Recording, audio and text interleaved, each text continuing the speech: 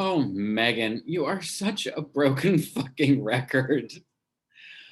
Oh, we start off talking about Barack Obama gave an interview to Anderson Cooper, I think, and talking about cancel culture, which is one of your favorite topics.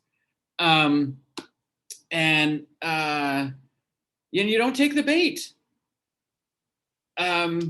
You are so on top of cancel culture and you know everything is bad and we can't act, nobody can say anything and they all get canceled and everything's terrible, and all of a sudden you're really moderate about the whole thing, and you echo what all of your co-hosts say about uh you know the the nuance, as you like to call it, of the variations of whatever it is you did wrong. And where we jump to conclusions as opposed to letting investigations happen. But you just uh, take the lazy way out. Jump off of your high horse about cancel culture and turn the whole thing around about AOC and the squad that you love to make the enemy and the face of the Democratic Party, and go on this soliloquy about, oh, Barack Obama became president because he's so moderate. He's not part of the left wing progressives like the squad and AOC, and how they'll never take control of the party. Blah blah blah. You get really mad when people talk about the Republican Party, and we don't need your help to fix it, you say. But you know what? The thing about the Democratic Party is we're okay with having the really progressives, and the moderates. What we're not okay with is Joe Manchin standing in the way of democracy. That's not cool. That's not being moderate. That's being a shithead. But we like that diversity in our party, and the progressives, move the needle a little bit. The sad thing is about the whole thing is that the people that are called progressives right now were just standard Democrats 40 years ago. I mean, that's the GOP has gone so far right and so far obstructionist, and created such an enemy out of liberalism and screaming socialism every time the Democrats want to do something that helps people, that AOC and Bernie Sanders and Elizabeth Warren are not talking about super out there policies. This is pretty basic. Let's help people, and let's try to do it in the fairest way and the most efficient way. But anyway, so you punt on cancel culture and take a shot at AOC and the squad, because as a Republican, you have to do your job, and sell your talking points about making an enemy out of people who are trying to do things for the American people,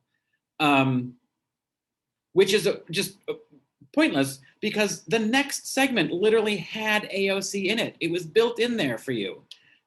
So why you took a pass on the first one, I assume, is just laziness and because you like to be repetitive. And then we talked about Kamala Harris in Guatemala and telling Guatemalans, don't come. And you then take a dig at AOC and the squad and saying, that's not what Democrats want. They don't have their finger on the pulse, or whatever. But you're 100% incorrect. Sonny's the one who got it right. Is that I have no problem with her going there and saying, don't come right now. And she and Sarah together, like, Trump destroyed our infrastructure at the border. So we don't have the resources to process people. We were barely holding it together when Trump came into office, and what it needed was more resources, not less. And he stripped them all away, and ripped children from their parents, and we still have separated families. And so, that's the GOP legacy at the border. And was it Sunny? And their performative, we're going to go monitor that river, looking up with guns in our hands. That's not what we need. What Kamala Harris was doing was really more about diplomacy. But I agree with Sunny. She used the wrong words. She should have been more specific about why not come and what the ramifications of that are. We just don't have the ability to sort it out. You have to just hold on for a bit. I wish she had used different words. So, I too, just like AOC, am a little disappointed in Vice President Harris in the words that she chose, but I understand the point that she was trying to make. You, however, again, just want to make AOC the enemy. I really, really, really want to go to lunch with the two of you. I think that would be so much fun. She would just fucking eviscerate you. Then we had Neil deGrasse Tyson, and then we talked about house guests. And you love house guests, and you've had them over, so many people over because you missed all your friends and family during the pandemic, and you like to have Hotel Meghan at your house or your apartment.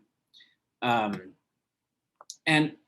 you say you talk for a living, and you like to talk. You like having people around. So you don't like house guests, you like an audience. That's all you want. Not someone who'll listen to your babble and bullshit. And